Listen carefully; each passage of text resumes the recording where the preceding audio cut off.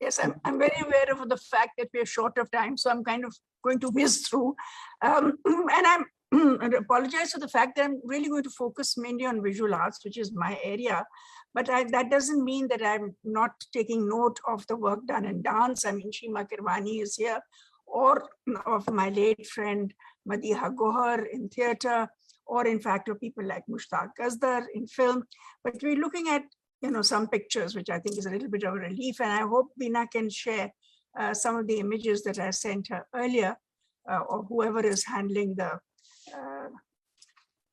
sharing of the screen.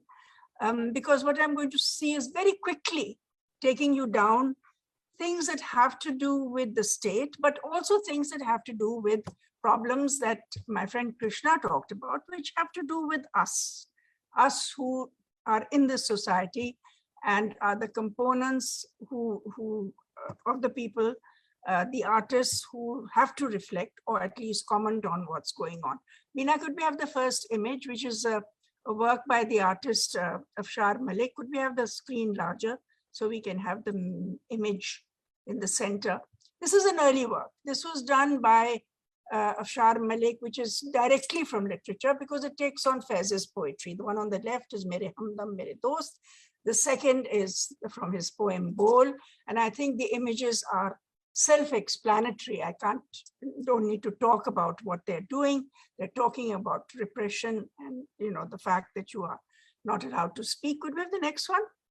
And but we're talking about then of women who during this period were like the other vulnerable parts of the populace. So that was women, it was the trade unions, we're talking about Ziaul Haq's regime. It was the minorities, those that became targets for specially targeted during that regime. So you have somebody like Nazir Shataullah who's talking about the fact that the women become these non-persons who are silenced and they are looking through these windows, these apertures, which are beautifully decorated. They are the Mughal screens, but they just become then emblems. Could we have the next one, please? This is one of my own works, which is directly about violence, domestic violence. And I use my own face gagged. This was a very famous case in which this woman was violated in the most indescribable way by her husband, who was a cleric, who was a mullah. So I was really dumbfounded about how to deal with the way that her body was defiled. And looking at, the whole idea of the sacred and the profane, the man is leading the prayers. And yet there is this extreme profanity where it comes to the woman in his life. Surprisingly, the matter was brought up in parliament and nobody spoke except the then Prime Minister, who happened to be a woman, who then arranged for the woman's medical treatment abroad. Next. But then, humor is something that artists can bank upon, like writers, like poets, like theater people. This is a work again done during the Zia period by Durya Kazi, in which she's comparing the male and the female. And this kind of the fact that, okay, the female only needs 2.5 meters of cloth for her shalwar, but the male requires 11 yards for his shalwar. So the kind of, it's making fun of the difference, as it were, between male and female, which was the center stage, held center stage during those years, as special laws came in to target the woman's status. Could we have the next one, please? And then the woman's body then becomes a space for contention. When the state takes over the woman's body's ownership, where it's decided that, okay, if a woman is raped, unless there are 4 male witnesses, she can be taken into jail for adultery. That is when the body comes back to the female artist for celebration and for defiance. This is the body which is, defined by the handprint of henna handprint, which is a traditional way of, decoration. But in this case, it covers the body, and then the artist takes it out of the studio and into the streets as a blatant throwing down of gauntlet. We have the next one, please. So there they were on the streets of Karachi, where Naya took her students 5 o'clock in the morning before traffic started. And they made these figures on the walls in very busy thoroughfares. And the next one, please. Like this. The fact that they were defiled and taken away later doesn't matter, because she put one next to a barber's shop, an outdoor street barber's shop. And I asked him, because I had gone to see these, and I said to him, you didn't remove the woman who's, was made it near your barber's shop. And he said, no, actually my business has gone up since this image came next door to my shop. So, there were all kinds of reactions. And it's interesting to see how people react. The ordinary person on the street reacts to an artist's intervention in the public space. And the fact when she is actually, confronting what is her role, then there can be a range of responses. Next. And this is Imran Qureshi's work, which won the Sharjah Prize at the Sharjah Biennale. But to walk into the space that I did and have a terrible feeling of what we had recently been experiencing in Pakistan, the rise of extremism and terrorism, and the killing and the carnage in public spaces, especially in mosques of the minorities, like the Shias, like the Ahmadis. And this work happened immediately after that. And it was, you go into the space and your heart stops until you walk in and go slower and look more carefully at what the artist promises, at what will happen after the carnage. Can you go into the next image? And then go further into the detail. Next. And then you see that life revives. There is hope at the end of it, where these blossoms emerge from the carnage. They emerge from the bloodshed, they emerge from the bloodletting, and you know that life is possible after all that you have experienced.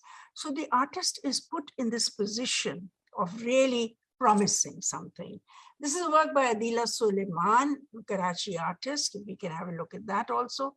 The next one, in which she is looking at the tremendous communal strife which has happened in Karachi over so many decades in different communities. And she's taking something out of tradition, in which she's looking at the legend of the fighters who continue fighting after they've lost their heads. And, they simply continue, the warriors continue. But they find themselves in this field of flowers, where even though blood has been shed, there is still something of beauty that remains with us. Next. And there you are. There is still something that is there out of this, headless warrior, this meaningless strife that is happening, that we deal with in our cities. We try and make sense of, and the artist tries to make sense of that also, and tries to make a promise to those that suffer, that those who experience this, that the artist is there with them for life to continue. Next. Farida Batul is an artist from Lahore, and this is a work called Nahi Sa Shahr Lahore Diyan, which is there's no place like Lahore, which those who live in Lahore know that there is no place like Lahore. But in the back, there is this terrible burning of the city, which took place as a result of the protests against the Prophet's images, that the cartoons that happened in another part of the world, and the city decides to burn itself in protest. And then there's this little girl who's skipping a rope. This is a lenticular print. So when you see this image, the actual move in front of it, the rope starts moving. So again, you have the woman, the artist, who is saying, against all of that, what we have done to ourselves in terms of destroying our own city, there is still this little girl who promises that, you know, that there is a Lahore, which is lively, which will live in spite of what is there in the background. I can look at the next one. Another work by Farida Batul, which is simple enough. I don't need to explain it. And the next. Very quickly, if we can have the next couple of slides. They are from Khadim Ali, who is a Hazara artist now living in Sydney. These are works that he did. And, you know, we know the Hazara community is has one of the most difficult histories of displacement and persecution across our region, across Afghanistan. So Ruby Chishti, who is a sculptor, her works are so endearing. The next image, if you can show of her work, which was, it's a reflection on her own life. And she was born and the family went into tears because another girl child was born. And the work is titled, "My Birth Will Take Place 1,000 Times, No Matter How You Celebrate It." And these are these not quite human-sized and not quite doll-sized creatures that are made out of remnants of cloth plucked from here, there, and everywhere. And they are so moving. When I showed these in my gallery, I actually showed them outside with this photography. People came off the streets and they immediately responded to this work. There was something so moving, so endearing about these little creatures who were mourning and yet celebrating yet another girl child. Next. Clothesline, which was this artist, Aisha Jatoi, who did this intervention in one of the, you know, we have all these planes and submarines all over Lahore. That's our public art, if you please. And so she took her clothes and she washed them nearby in a public tap, and then she put them out to dry on this, you know, public piece of public art. Pretty soon a police wala came back and said, you know, what are you doing? So she said, I'm drying my clothes. So he said, you can't dry your clothes over here. So she said, you know, is there a law against it? And he was a bit nonplussed. She said, as soon as they dry, I'll take them away. So it created a lot of merriment around, apart from the fact that it was videoed. So it's been shown 1,000 times all over the world. And, you know, that's a way that an artist actually uses humor, which is one of the strongest weapons, as we know, for all artists all over the world, whether they're poets or they're theater people or musicians or whatever. Next. Sabah Khan, which works with artisans to make sequins and makes these lovely images. This is an old one, but I don't think I need to say anymore, except it's so decorative and so lovely. Next. It's another one of her works, which was to do with the suicide bomber. Again, you know, the moment of explosion, its loss, and that, there you are. Next, and we'll see that, I think now the last few. Imran Mudassar is an artist who lives in Lahore. These are these very quiet works, which don't say much, but they are talking about the weaponization that has happened over the last 2 decades, in which we can't get away from the fact that these weapons are in society and they target, you know, they target life, you know, which is right there in the center. Next. Okay, just very quickly, if you can run these through, because this is a street demonstration by young artists and students, which was against terrorism. It was, they were protesting on the streets against the Taliban.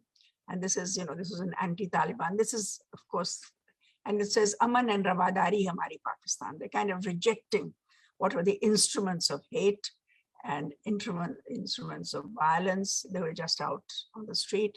I thought it's nice to know when you have young people participating in something. I mean, young artists, you usually don't expect them to be out there, you know, on the barricades, but they can be.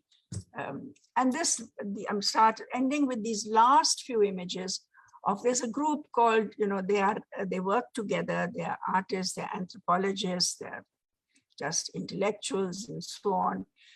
It's the Awami Art Collective. And what they had done was that in this garden, they had on each of these little flags, there was a press clipping of a public killing, whether it was on ethnic grounds, whether it was on sectarian grounds, whether it was a terrorist attack. They covered 10 years of public news, which were printed onto these. And this was in a public garden in Lahore, in the Lawrence Gardens. And people the city people who use that space, they were walking up and they were looking up and they were reading this. And it was coming home to them the number of lives that have been lost over the last 2 decades in public violence that has occurred in our cities and across our country. I think a very tangible evidence which people could look at and they could see for themselves. And this was not in a studio, this was just in a public park. And that was how, this is a top view of it. So, this is artists taking their work with different ways of application. It is not about a product. It's not about, it's about, I think, what Krishna was talking about. It is about criticizing where we live, how we live, and what we can do. And if you can give me a minute, I'd like to end with Faiz, not a piece of poetry, but a piece of prose in which he talks about the role of the artist.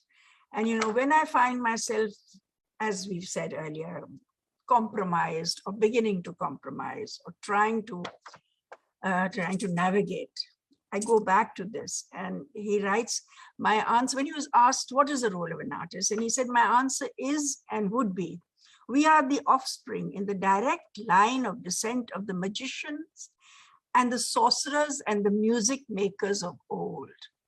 In times gone by, these ancients of ours could make the rain come down with their incantations. And with their songs, they could make the deserts bloom. And they not only implicitly believed that they had these powers, their community believed it too.